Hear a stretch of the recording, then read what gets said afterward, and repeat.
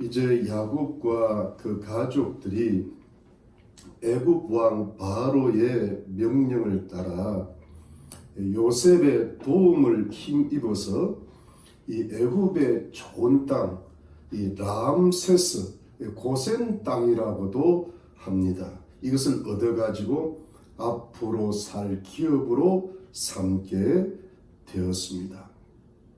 그리고 요셉은 아버지 야곱과 형들의 온 가족들에게 식구들의 수를 따라서 양식을 주면서 잘 공양을 했습니다. 이제 야곱의 가문은 가나안 땅에서 애굽 땅으로 완전 이주를 하고 잘 정착을 하게 되었습니다. 그런데 여러분, 어떤 일이 벌어졌을까요? 이제는 기근이 더욱 심해져 가고 있었던 겁니다. 사방의 양식이 다 떨어졌어요. 애굽 땅과 가나안 땅의 사람들이 오랜 기근과 더 극심해진 기근으로 인하여 큰 굶주림에 시달리게 되고, 이 성경 본문에 쇠약하게 되었다고 합니다. 그러니까 굶주림에 시달리니까 모든 경제 형편이 아주 약해졌다는 것이죠. 이때가 흉년 7년 중에 한 4년째, 5년째 된 걸로 보입니다. 그래서 이 애굽 땅과 가나안 땅의 사람들이 그 양식 사느라고 돈을 다 써버린 거예요. 그동안 농사도 못 짓고 곡식이 없는 데다가 양식 사느라고 모아두었던 모든 돈을 다 써버리고 말았습니다. 요셉은 이 돈을 다 모아가지고 바로 왕에게 다 가져다 주었습니다.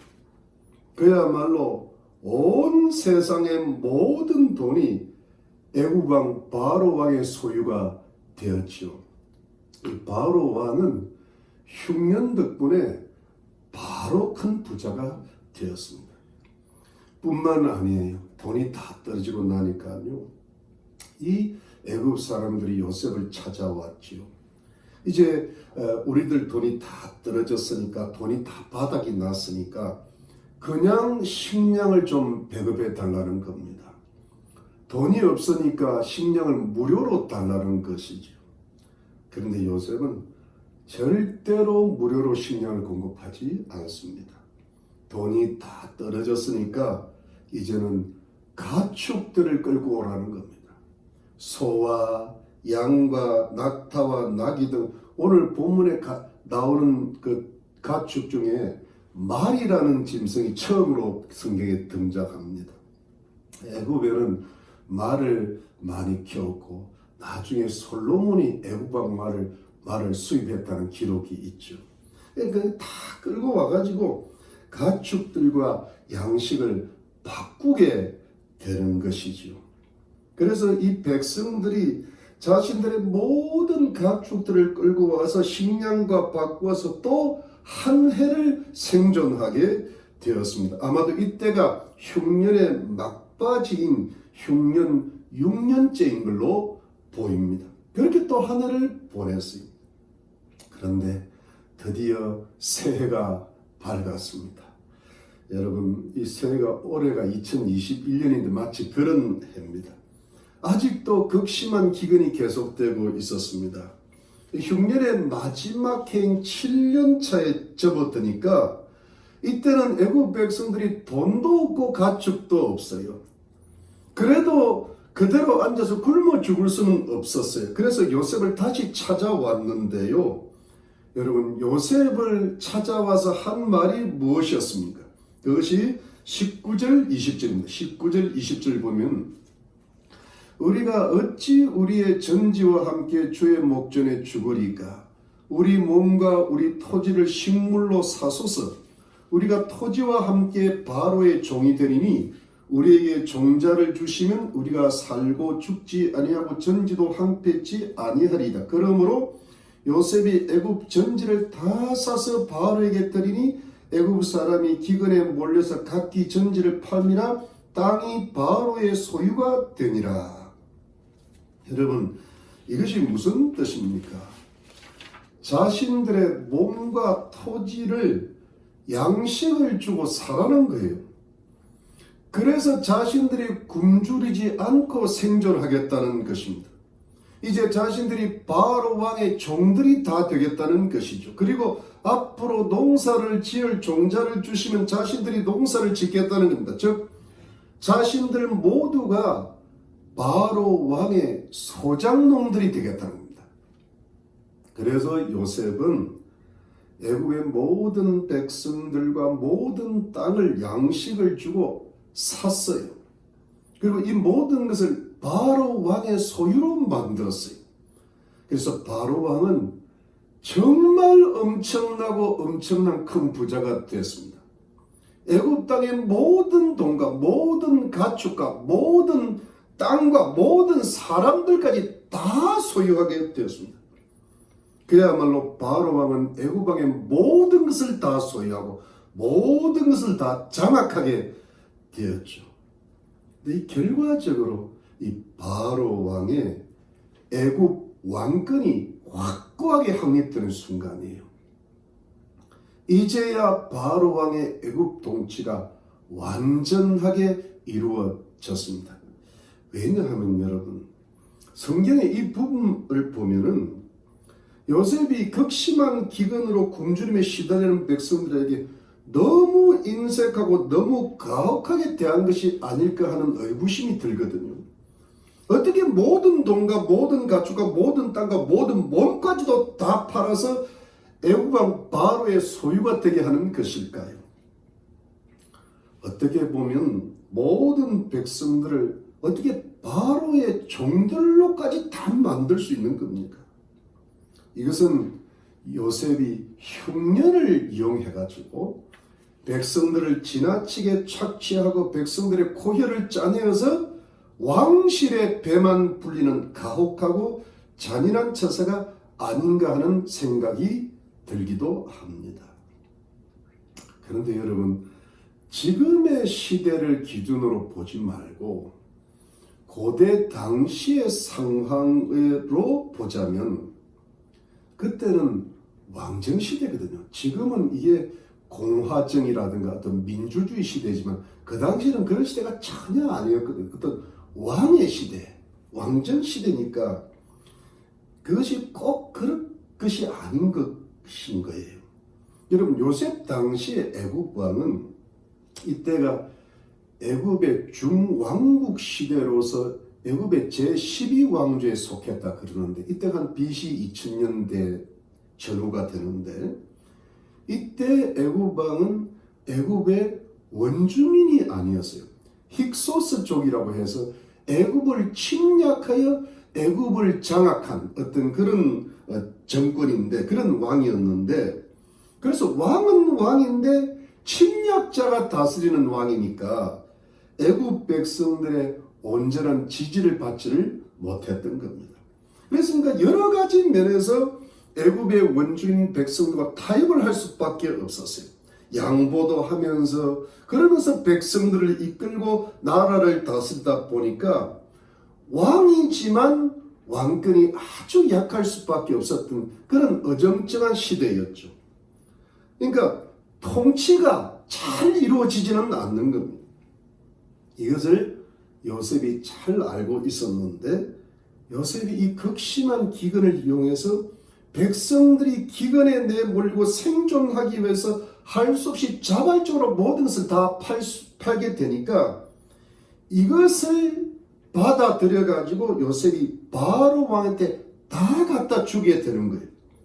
그러다 보니까 이제야 모든 것이 바로 왕의 소유가 됨으로써 비로소 강력한 왕권이 확립되면서 나라의 정치가 안정으로 들어섰던 것이죠. 그래서 비로소 애굽의 정치 제도가 안정이 되고 확립이 되었습니다. 이것이 요셉이 이루어냈던 일이죠.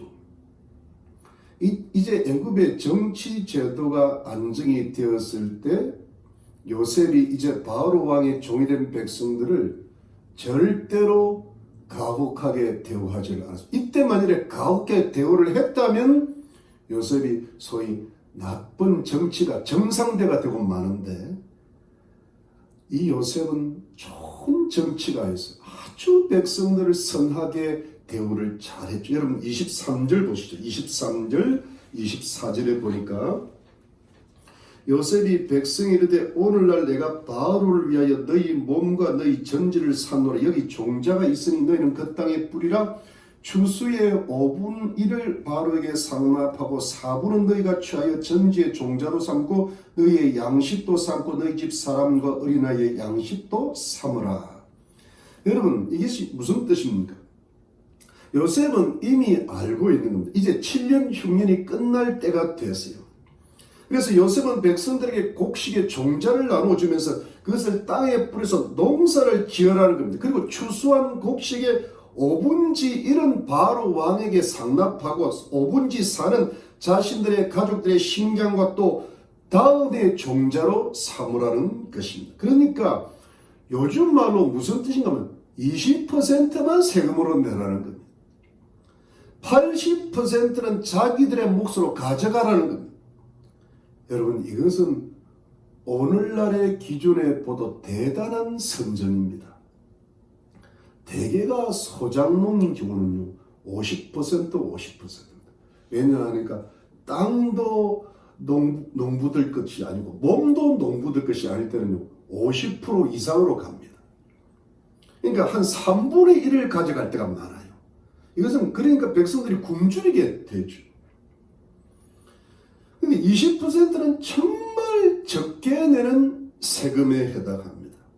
이 곡식의 80%를 가지면요 백성들이 얼마든지 넉넉하게 살 수 있고 앞날을 위해서 저축도 할 수 있는 정도의 어떤 그 퍼센테이지가 되죠. 여러분 이 정도의 세율이면 지금 우리가 사는 미국 땅의 세율보다 낮은 겁니다. 미국 땅은 그 세율이 굉장히 높을 때가 있었는데 지금은 그나마 이 정도 수준까지 내려왔습니다. 그러니까 여러분 백성들이 요셉을 어떻게 대했겠어요? 백성들이 요셉에게 너무너무 고마워하는 거예요. 여러분 25절 보시죠. 25절 보니까 25절 26절에 그들이 가로되 주께서 우리를 살리셨사오니 우리가 주께 은혜를 입고 바로의 종이 되겠나이다. 요셉이 애굽 토지법을 세우며 그 5분 1이 바로에게 상납되나 제사장의 토지는 바로의 소유가 되지 아니하여 오늘까지 이르니라. 그러니까 여러분 요셉이 자기들을 살렸다는 겁니다. 영어 성경은 아주 You saved us, 아주 당신들이 우리를 살렸다는 겁니다. 자기들이 요셉에게 큰 은혜를 입었다는 거예요. 그래서 기꺼이 바로 왕의 종이 되겠다는 겁니다. 물론 종은 종이지만 너무 즐겁게 할 수 있다는 겁니다. 자신들이 종이 되고 나면 마치 가난한 노예로 전락할 줄 알았는데 그것이 전혀 아니었다는 거예요. 요셉이 아주 가혹한 정치가인 줄 알았는데 참으로 훌륭한 정치가였다는 거예요. 이것이 참 중요한 부분입니다. 이것이 애굽의 오랜 토지 제도가 되고 세금 제도가 되었죠. 그러니까 어떻게 돼요? 나라도 부강하고 백성들이 부강하고 요즘 말로 하면 경제 활성화가 애굽 전체에 이루어지는 겁니다.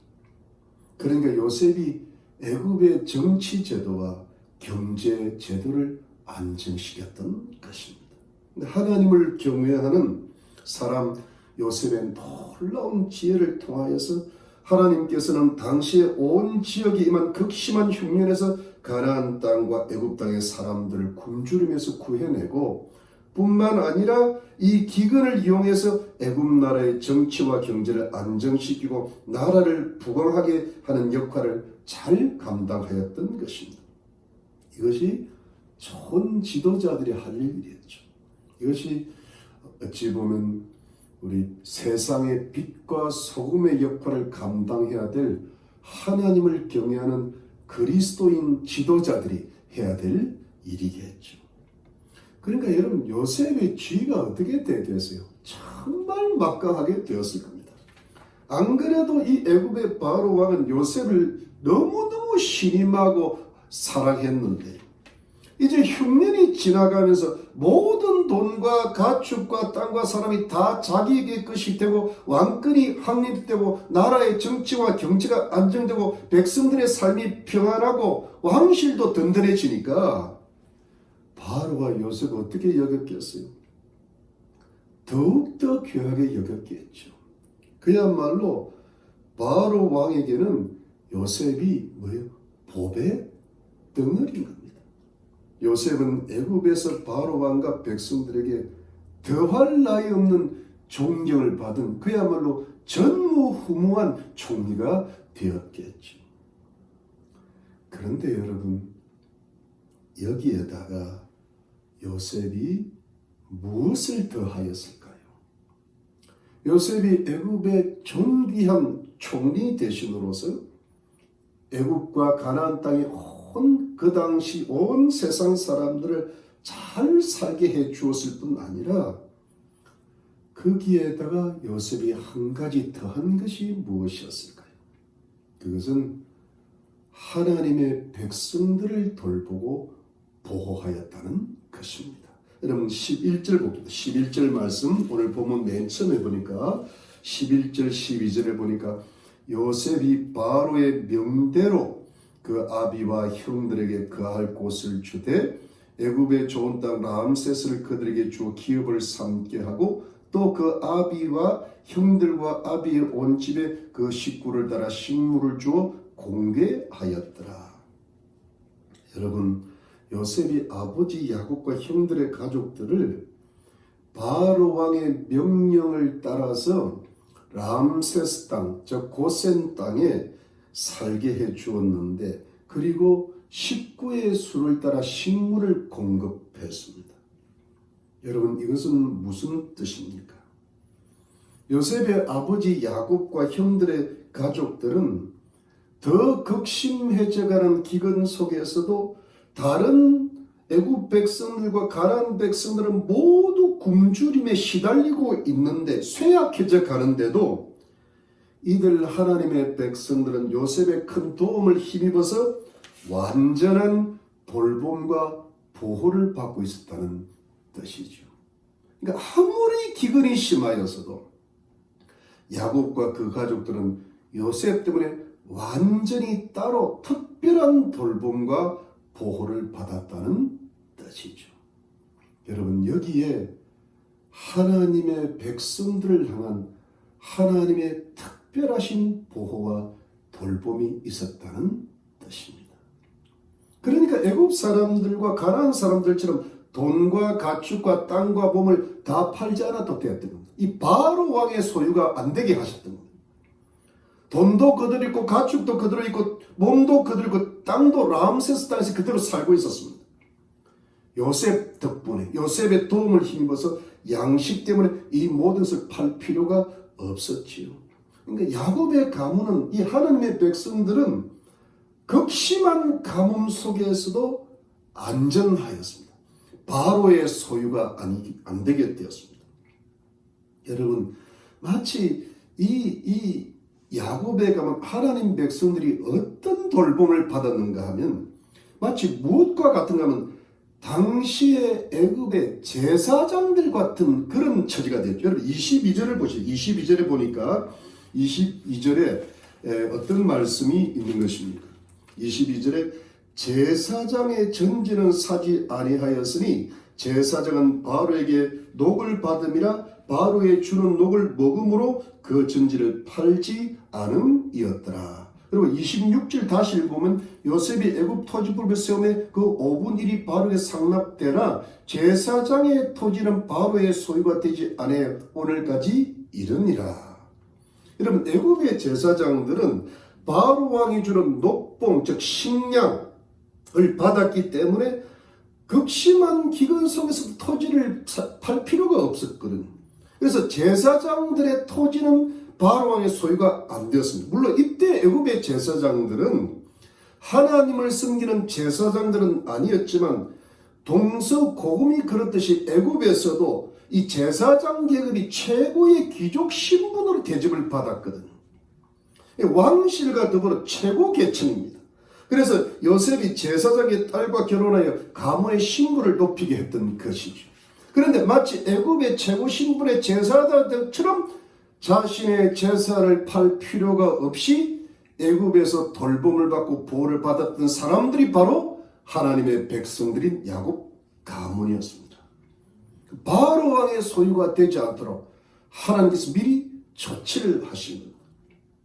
이들은 애굽 땅 안에서 살았지만 애굽의 중심부에서 멀리 떨어진 고센 땅 람세스에서 목축을 하고 살았기 때문에 애굽 사람들과 상당히 떨어져 살면서 오직 요셉의 돌봄과 보호 속에서 안전하게 살았던 겁니다. 마치 애굽 땅 안에서의 이방인처럼 살았죠. 이것은 하나님께서 야곱 가문을, 하나님의 백성들을 따로 구별하고 따로 안전하게 보호하고 돌보신 배려라고 할 수 있습니다. 그러면서 여러분, 이 하나님 백성들인 야곱의 가문이 철저한 요셉의 보호와 돌봄, 즉 하나님의 보호와 돌봄 아래서 살면서 그 다음에 어떻게 되었습니까? 어떤 일이 일어나고 있었습니까? 그것은 하나님의 백성들이 크게 번성하기 시작합니다. 여러분 27절 보시죠. 오늘 본문 맨 끝에 보면, 본문 맨 끝에 27절에 보니까 이스라엘 족속이, 이스라엘 족속, 민족, 족속이란 말이 서서히 시작되는데 애굽 고센 땅에 가여 거기서 산업을 얻고 생육하며 번성하였더라. 여러분 이 야곱의 가족들이요, 애굽의 중심부에서는 멀리 떨어지고 가나안 땅에서 가까운 그곳에 고센 땅에 동떨어져 살면서 열심히 목축을 하면서 뭐 했어요? 많은 자녀들을 낳은 것. 야곱의 가문의 수가 점점 풀어나기 시작합니다. 처음에 가나안 땅에서 애굽으로 올 때는 한 70명 정도가 내려왔는데 그 고센 땅이 너무 안전하니까 안심하고 자녀들을 낳을 수가 있게 된 거예요. 손자, 손녀들도 낳고 정손녀들도 태어나고 자꾸 태어나니까 생육하고 번성하게 되는 거예요. 안전한 고센 땅, 요셉의 보호와 돌봄이 있습니다. 그래서 야곱 가문이 이스라엘 족속으로, 이스라엘 민족으로 점점 크게 번성하고 번창해 갔던 것입니다. 여러분, 이것은 영적으로 어떤 의미가 있는 겁니까? 무엇이 이루어지고 있는 겁니까? 하나님의 약속이 이루어지고 있는 겁니다. 하나님의 언약이 이루어지고 있었던 겁니다. 하나님의 축복의 약속, 축복의 언약이 점점 실현되고 있는 순간이었죠. 여러분 창세기 12장 1절로 2절을 보니까 여호와께서 아브라함에게 이르시되 너는 너의 본토 친척 아비 집을 떠나 내가 내게 지시할 땅으로 가라. 내가 너로 큰 민족을 이루고 내게 복을 주어 내 이름을 창대케 하리니 너는 복의 권원이 될지라라고 하였습니다. 여기서부터 시작되는 거거든요. 근데 창세기 15장 3절로 6절을 보니까 아브라함이 또 가로되 주께서 내게 씨를 안 해주셨으니 내 집에서 길리운 자가 나의 후사가 될 것입니다. 여호와의 말씀이 그에게 임하여 가라사대 그 사람은 너의 후사가 아니라 내 몸에서 날 자가 내 후사가 되리라 하시고 그를 이끌고 밖으로 나가 가라사대 하늘을 우러러 무뼈를 셀 수 있나 보라. 또 그에게 이르시되 내 자손이 이와 같으리라. 아브라함이 여호와를 믿으니 여호와께서 이를 그의 의로 여기시고라고 하였습니다. 여러분, 야곱이 이 애굽 땅으로 내려가기를 두려워할 때 하나님께서 창세기 46장 3절로 4절에 하나님이 가라사대 나는 하나님이라 내 아비의 하나님이니 애굽으로 내려가기를 두려워 말라. 내가 거기서 너로 큰 민족을 이루게 하리라. 내가 너와 함께 애굽으로 내려가고 정녕 너를 인도해 다시 올라올 것이며 요셉이 그 손으로 내 눈을 감기리라 하셨더라고 했습니다. 여러분, 이것이 왜 하나님의 약속이 성취되고 하나님의 축복이 기적적으로 이루어져 가는가 하면요, 정작 아브라함에게는 자식이 하나도 없습니다. 아브라함의 아내 사라는 자식을 못 낳는 여인이었습니다. 그런데도 하나님께서 약속을 하셨습니다. 하늘의 별처럼 땅의 티끌처럼 많게 해주시겠다고 약속을 하셨습니다. 그리고 일평생을 가나안 땅에서 이방인으로 나그네로 살아가라고 하셨습니다. 아브라함의 손자 야곱도 애굽으로 내려가기를 두려워했습니다.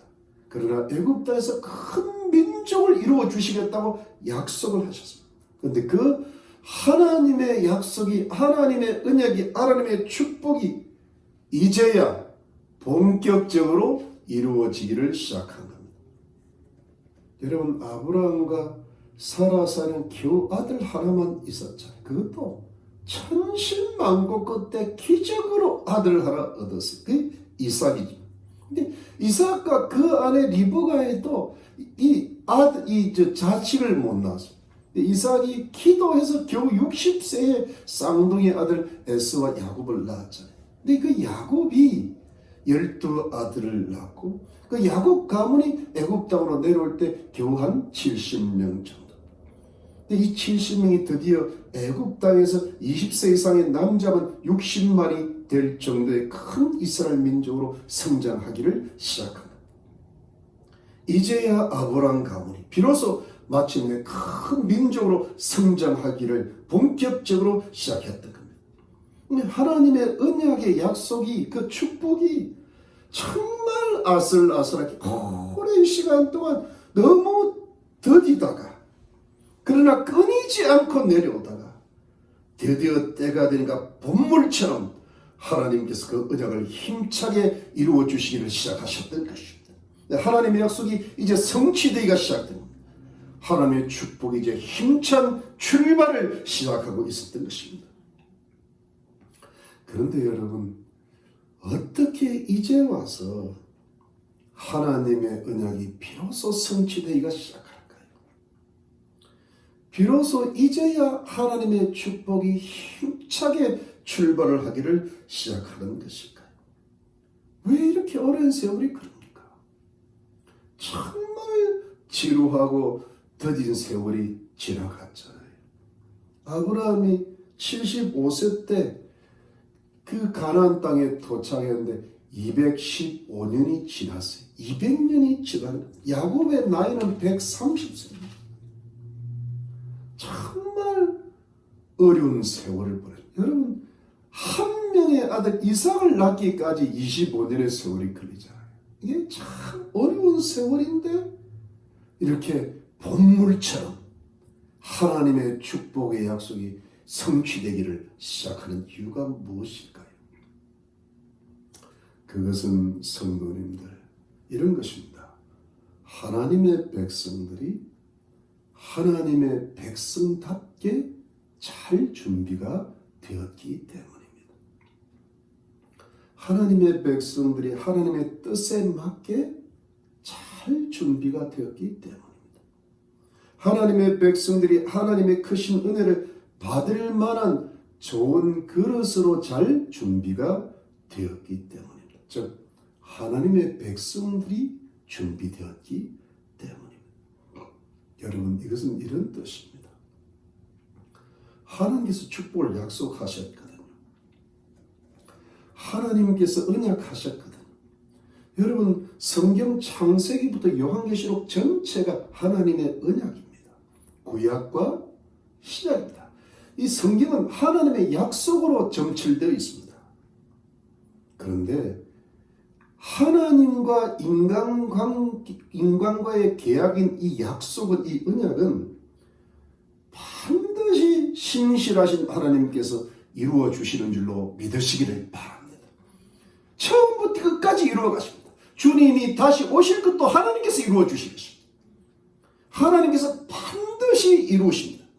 이것이 하나님의 전능하신 능력과 놀라우신 은총으로만 되는 줄로 믿으시기를 바랍니다. 성경 스가랴서 4장 6절입니다.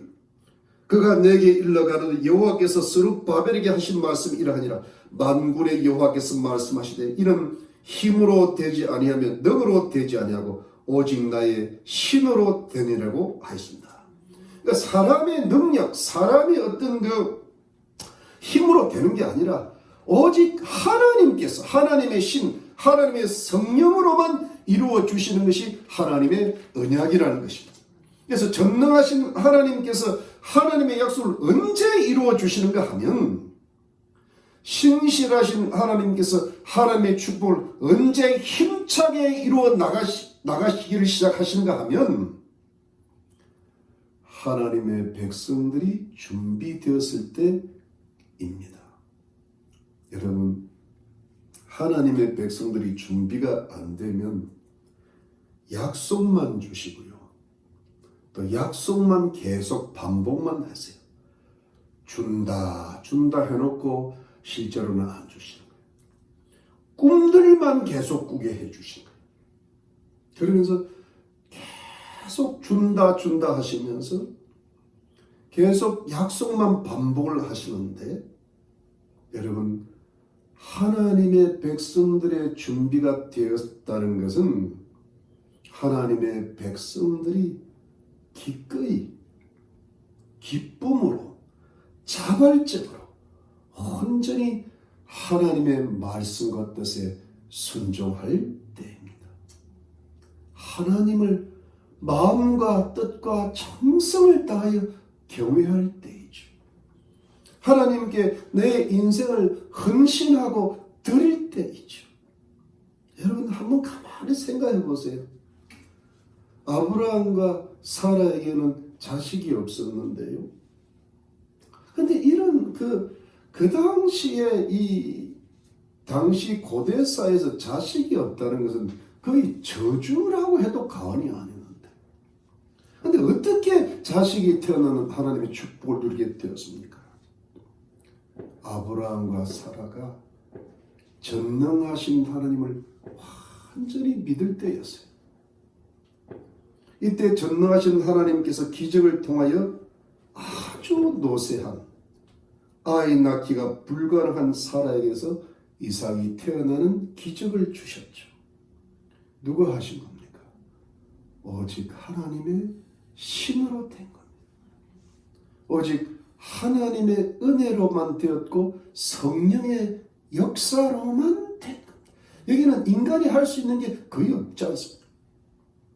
그리고 아브라함이 자신의 아들 이삭을 번제로 잡아 바치려는 그야말로 말도 안 되는, 아무리 하나님을 믿는다라도 이는 절대적으로 상식에 어긋나는 그 하나님의 말씀에 온전히 순종하고 헌신하였을 때에 하나님께서 무엇이라고 하셨습니까? 그것이 창세기 22장 16절 18절인데 가라사대 여호와께서 이르시되 내가 나를 가리켜 맹세하노니 내가 이같이 내 아들 내 독자를 아끼지 아니하였으니 내가 내게 큰 복을 주고 내 시로 크게 성하여 하늘의 별과 같고 바닷가의 모래와 같게 하리니 내 시가 그 대적의 문을 얻으리라. 또 내 시로 말미암아 천하 만민이 복을 얻으리니 이는 내가 나의 말을 준행하였음이라 하셨다 하니라 했습니다. 그러니까 아브라함이 하나님의 말씀은 자기 상식에 어긋나더라도 완전히 순종하고 헌신하니까 그 아들 이삭을 축복하시고 축복의 통로를 하늘의 별처럼 땅의 티끌처럼 만들어주시고 대적의 문을 열고 천하 만민이 복을 얻게 만드는 축복의 통로로 만들어주셨습니다. 그냥 된 겁니까 이것이? 그냥 이삭이 태어났습니까? 이삭이 그냥 축복의 통로가 되었습니까? 아니에요. 아브라함의 믿음과 순종과 헌신이 온전해지고 하나님의 합격을 받았을 때 하나님께서 최고의 축복을 약속하시고 이루시기 시작하시는 겁니다. 그렇잖아요. 그때까지 주님이 기다리시는 겁니다. 준비될 때까지. 여러분, 아브라함의 아들 이삭도 마찬가지. 가나안 땅에 그때 기근이 있었거든요. 또 애굽으로 이삭이 내려가려고 했죠. 그때 하나님께서 이삭에게 무엇이라고 하셨습니까? 창세기 26절 2절로 5절을 보니까 여호와께서 이삭에게 나타나 그랬을 때 애굽으로 내려가지 말고 내가 내게 지시하는 땅에 가라. 이 땅이 유하면 내가 너와 함께해서 내게 복을 주고 내가 이 모든 땅을 너와 내 자손에게 주리라. 내가 내 아비 아브라함의 영상을 이루어 내 자손을 하늘의 별같이 번성케 하여 이 모든 땅을 내 자손에게 주리니 내 자손을 인하여 천하 만민이 복을 받으리라. 이는 아브라함이 내 말을 순종하고 내 명령과 내 계명과 내 율례와 내 법들을 지켰음이라 하시니라고 하십니다. 그러니까 아브라함은요, 하나님의 말씀이면 목숨을 다해서 지킨 겁니다. 최선을 다했죠. 근데 이삭도 그렇게 하나님 말씀 같은 데 순종하라는 겁니다. 그래야 하늘의 별처럼 자손들이 많아진다. 그래야 큰 복을 주시겠다는 말씀. 여러분, 야곱이 130세를 살면서 깨달은 게 뭐예요? 여러분, 야곱이 130세의 나이를 먹으면서 이 험악한 세월을 살 동안 깨달은 게 뭡니까? 오직 하나님의 말씀과 뜻에 온전히 순종하고 헌신하는 사람이 되어야 된다를 깨달은 겁니다. 여러분, 아무리 내가 노력을 하고 인간적인 기질과 노력과 욕심을 다 부려도 또 하나님을 믿어도 적당히 믿고 대충 믿어가지고는 하나님 말씀이 결코 이루어지지 않는다는 걸 깨달은 겁니다. 여러분, 야곱의 아들들도 그렇죠. 그들은 하나님의 백성들이었지만 허점투성이었거든요. 살인도 하고 간음도 하고 가난 풍속을 따르고 동생을 죽이려고까지도 했잖아요. 그리고 세월이 지나면서 하나님께서 그들의 죄와 허물들을 지적해내시고 고생과 고통 끝에 회개를 이루고 겨우 하나님의 백성다운 모습을 보이기를 시작하였죠. 애굽 땅에 왔을 때 요셉의 당부를 따라 애굽 땅에서 잘 살아보려고 하지를 않고 오직 고센 땅에 떨어져 살면서 목축하며 지내는 사람이 되었죠. 이제야 야곱의 아들들 요셉의 형들이 영혼과 삶의 성숙과 안정을 이루게 되었죠. 어느 정도 준비가 되었던 겁니다. 여러분, 요셉도 마찬가지. 요셉이 얼마나 애굽에서 고생을 했습니까? 애굽의 위대한 총리 대신으로 준비되기까지 얼마나 많은 고생을 했습니까? 위대하고 지혜롭고 존귀한 하나님의 일꾼으로 준비되기까지 얼마나 하나님의 훈련을 받았습니까? 그것은 요셉이 세상을 극심한 기근에서 구하고 나라와 백성들을 안정시키고 무엇보다 하나님의 백성들을 돌보고 보호하고 번성시키려는 하나님의 섭리에 쓰임받는 하나님의 일꾼으로 완전히 준비가 되었기 때문입니다. 준비가 되니까 축복이 시작이 되는 겁니다. 사랑하는 성도님들, 오늘의 성경 말씀을 중심으로 우리 2021년 새해를 맞이하면서 우리 희망의 교회 성도님들이 마음에 품고 가슴에 새겨야 될 하나님의 교훈이 무엇일까요? 그것은 이것입니다. 하나님의 축복을 받기 위해서 준비하자는 겁니다.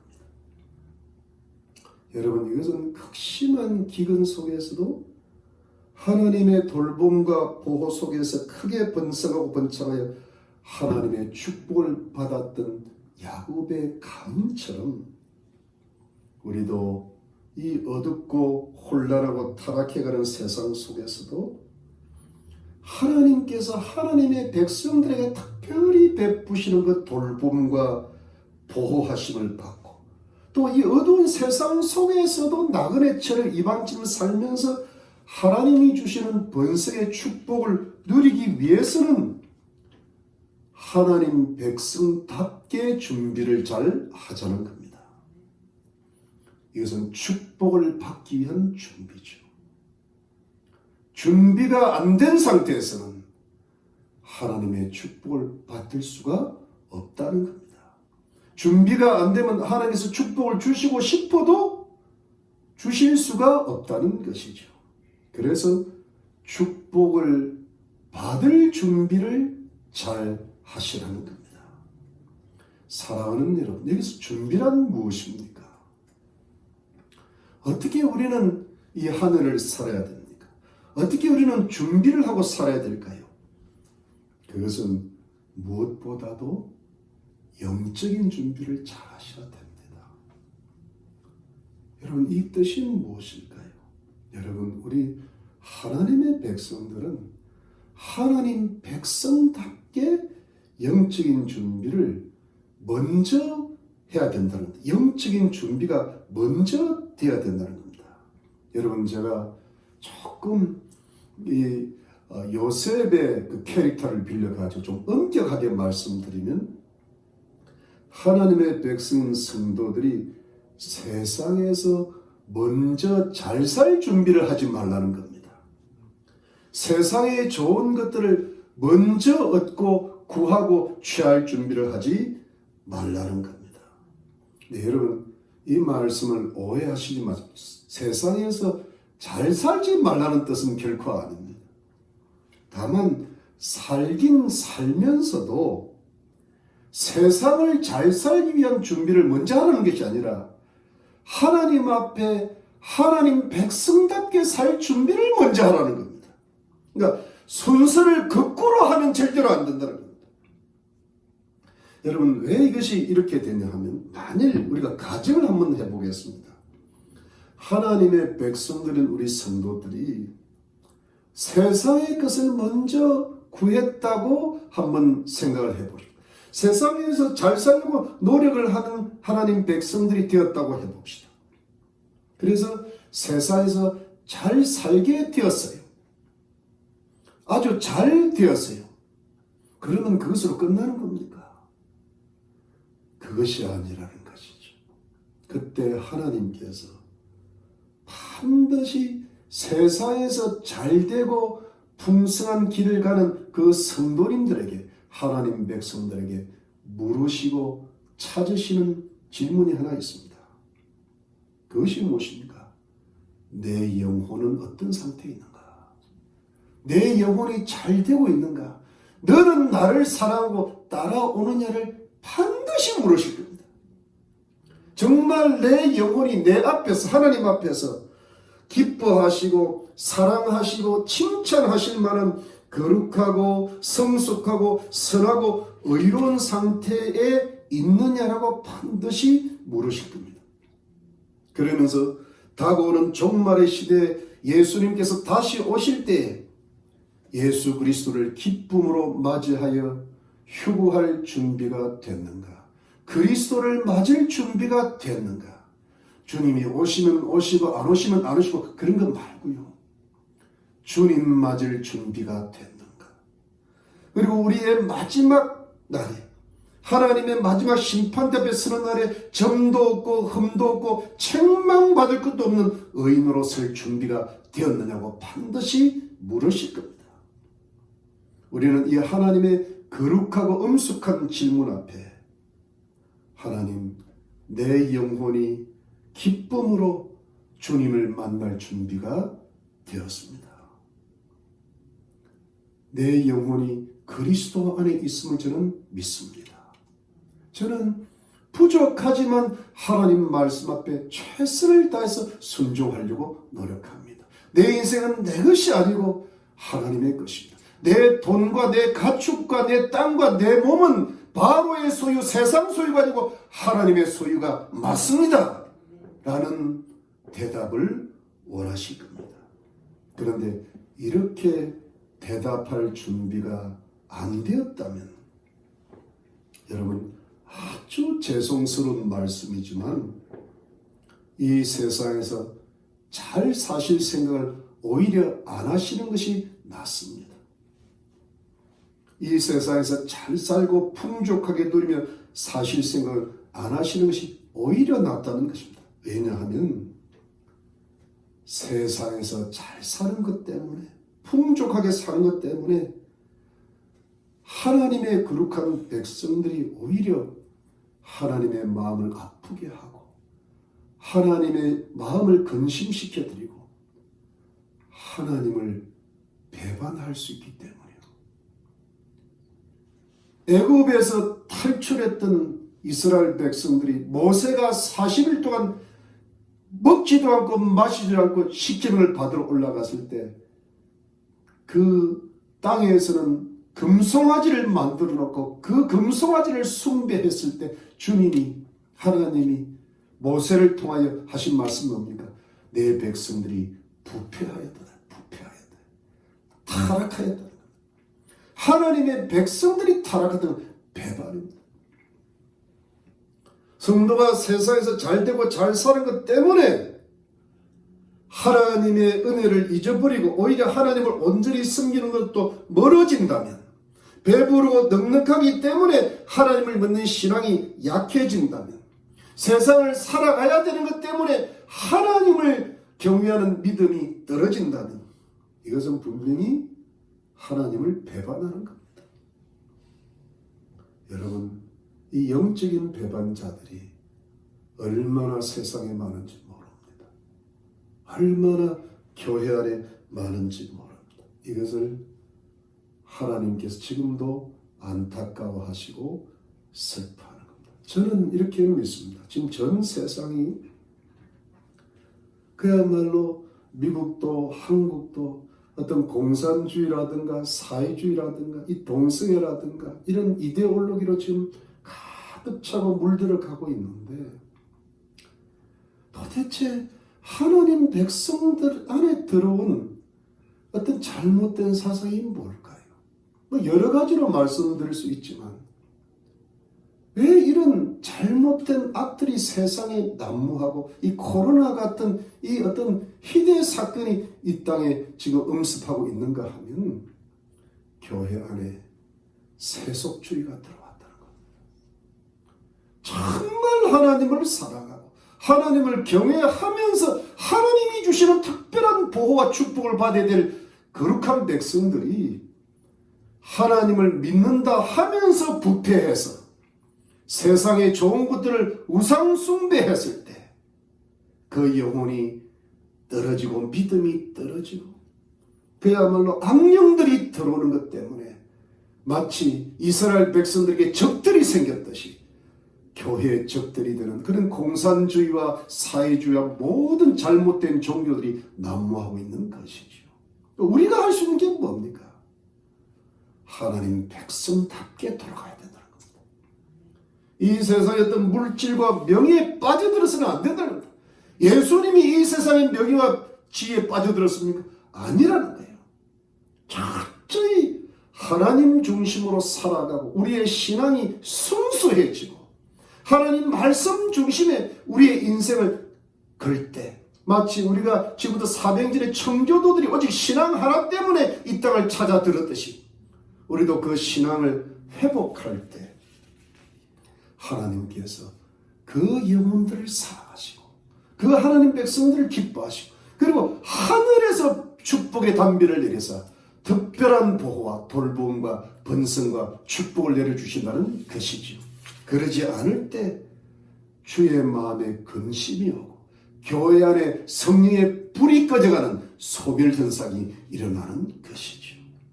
그래서 여러분, 우리 희망의 교회 성도님들은 세상의 그 무엇들보다도 먼저 영적으로 준비가 되셔야 될 줄로 믿습니다. 여러분, 어느 정도의 각오를 하시면 좋은가 하면 꼭 성경 말씀대로 먹고 입을 것만 있으면 족하신 줄 아시고 나머지 모든 것은 하나님이 때가 되면 다 채워주실 줄 믿고 오직 하나님의 사람으로 영적으로 준비가 되셔야 됩니다.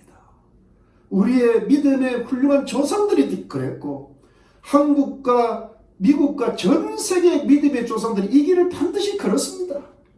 영적으로 준비가 되니까 가정과 나라에 엄청난 하나님의 특별한 축복이 맺던 것이지요.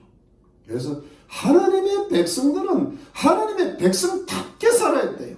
하나님의 백성들이 세상 백성들 비스무리하게 살아서는 이 땅에 소망이 없는 겁니다. 교회에 소망이 없는 겁니다. 하나님의 말씀과 성령으로 충만하셔야 됩니다. 하나님께 신령과 진정으로 예배를 드리는 거룩한 성도들이 되어야 됩니다. 세상에 빛이 되고 소금이 되셔야 되고 예수 그리스도의 정인이 되셔야 되는 것이 마땅한 겁니다.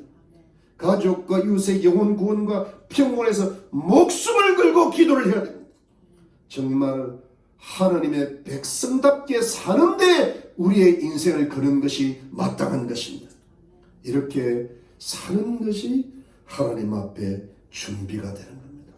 여러분, 이렇게 살아가실 때 하늘의 하나님께서 하나님 백성들이 그렇게 사는 것을 보시고 특별한 하나님의 진정한 축복이 임합니다. 하나님은 그냥 버려두시지 않습니다. 우리의 영혼만 사는 걸 원치 몸도 잘 살기를 원하시죠. 하나님께서 특별히 마치 애굽 땅 고센 땅에서 번성해가는 이스라엘 백성들처럼 말입니다. 돌보시고 보호도 해주시고 번성시켜주시고 축복하시는 거예요. 여러분, 제가 지난주에 신문을 하나 보니까 한국일보 여러분 보셨을지 어떤 경찰관이 폭발물이 터져 있는, 잠겨 있는 그 신고를 받고 그 폭발물이 그 차 안에 있는 줄 모르고 가는데 갑자기 하나님의 음성이 들리더랍니다. 뒤를 돌아서 가라 그럽니다. 뒤를 돌아서. 그래서 그게 이 사람이 신실한 크리스찬이에요. 그래서 이게 하나님의 음성인가 싶어서 뒤를 돌아서 한 서너 발자국 가는 뒤에서 폭발이 터져버린 겁니다. 그래가지고 그야말로 그것도 조금만 더 갔던 거죠. 죽어버렸다. 분명히 자기가 하나님의 음성을 들었다는 거예요. 저는 이런 것이 하나님의 특별한 보호하심인 줄로 믿는 겁니다. 이것이 하나님, 신실한 하나님 백성들에게는 반드시 있습니다. 이게 하나님의 신호로만 되는 것이죠. 인간적인 상식으로 안 됩니다. 이런 천사들이 보호한 겁니다.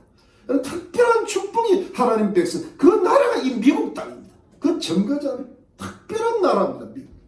이스라엘 백성이, 이스라엘 나라가 특별한 하나님의 백성이었듯이 우리가 사는 이 미국도 청교도들이 만든 그런 미국이니까 특별한 나라인 줄로 믿습니다. 특별한 보호가 있는 겁니다. 그래서 여러분, 신실하게 준비된 하나님의 백성들이 특별한 하나님의 축복을 받았을 때 그 하나님의 백성들이 축복의 통로가 되는 것이죠.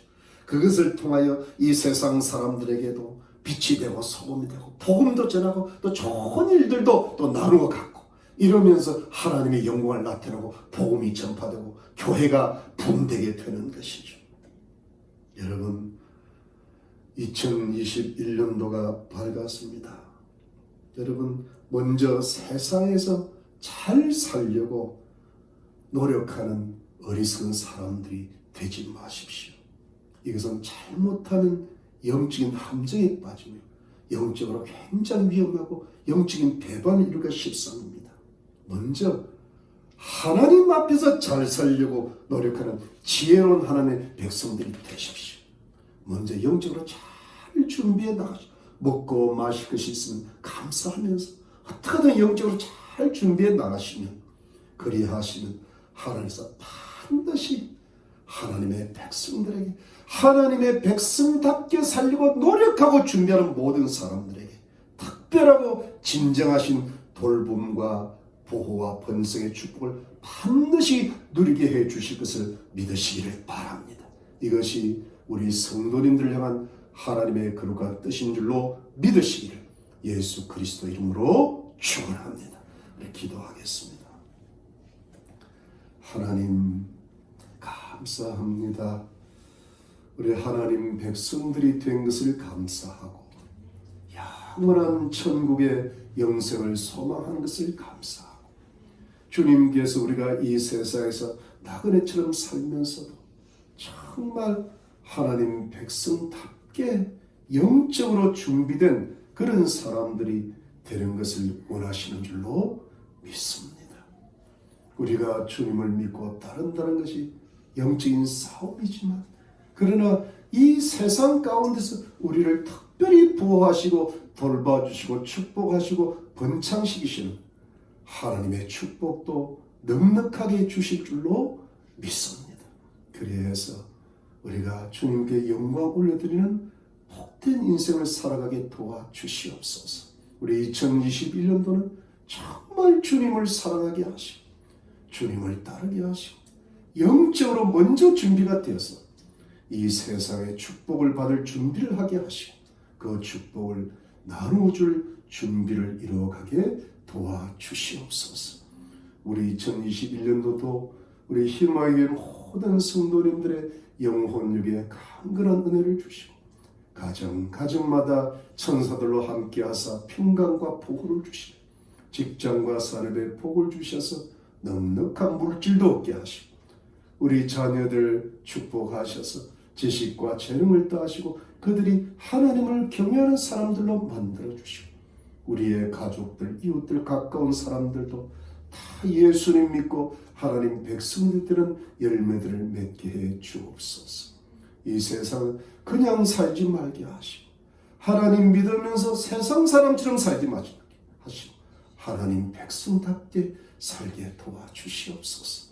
주여 감사하옵나이다. 예수님 이름으로 기도드렸습니다. 아멘. 여러분 1월 5일날 오는 화요일날 우리 화요일 성경 공부 줌 모임이 있습니다. 여러분 새롭게 새해부터 시작하니까 빠지지 마시고 늦지 마시고 꼭 참석하시고 늦더라도 참석하시기를 부탁을 드립니다. 그리고 여러분 1월 6일 수요일 날이 그 미국의 대통령 선거에 있어서 가장 중요한 날이라고 제가 듣고 있습니다. 이때 여러분 마이크 펜스 부통령이 이 의장이 되는데 그분을 위해 기도하고 미국이 좋은 길로 갈 수 있도록 꼭 기도해 주시면 감사하겠습니다. 여러분 새해는 마음을 새롭게 하셔서 다시 말씀 보시고 다시 기도하시고 주님 앞에 가까이 나아가시고 항상 영적으로 깨어 있으시기를 바랍니다. 건강하시고 평강하시기를 바랍니다. 우리 제가 축도하겠습니다. 지금은 예수 그리스도의 놀라우신 은혜와 하나님 아버지의 지극하신 사랑과 성령의 위로와 교통과 충만하심이 2021년도에 하나님 백성답게 준비되는데 진력을 다하면서 특별한 하나님의 돌보시와 축복이 반드시 있을 것을 믿고 나아가고 진군하는 모든 하나님의 거룩한 백성들과 가족들과 이웃들 머리머리 위에 지금으로부터 영원토록 함께 계실지어다. 아멘.